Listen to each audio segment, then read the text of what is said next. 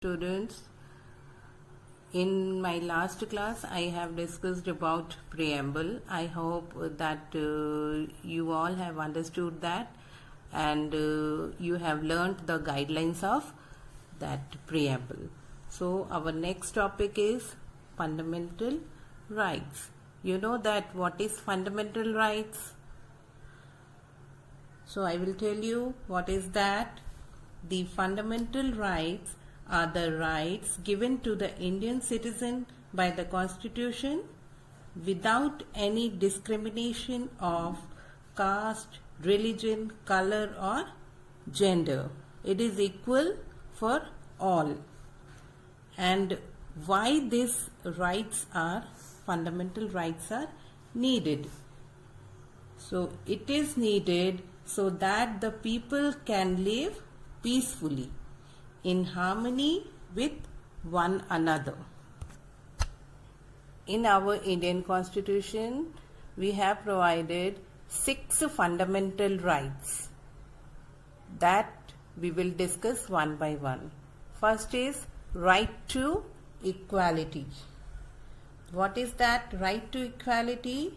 Right to equality means the Constitution guarantees that all citizens will be equal before law. It means that everyone will be equally protected by the laws of the country. There should be no discrimination against a citizen on the basis of religion, race, caste, sex or place of birth. This is right to equality. Now next is right to freedom. Now, what is that right to freedom? Is freedom to move throughout the territory of India. Freedom to reside and settle in any part of India.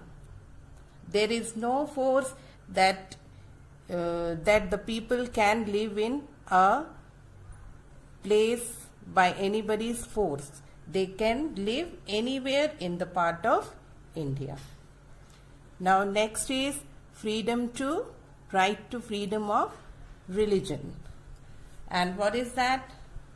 It is that our Indian citizens are free to follow any religion and to worship the way they like. They are also free to talk about the religion. Next topic is right to culture and education. That what is that? That it is that every community has the right to preserve, protect and develop its own culture. Culture means a community's traditional way of doing things. Their dress and food, their art, music, dance and literature, their language and their religion. This is right to culture and education. Then every child under the age of 14 to have education. It is written in our Constitution. Now next is right to constitutional remedies. Now what is that? It provides legal remedies for the protection of our fundamental rights. Remedies means what? Remedies means a way to improve a difficult situation. So this right allows citizens to go to court if any of the other fundamental rights are being disregarded or taken away in any manner. So these are all our fundamental rights.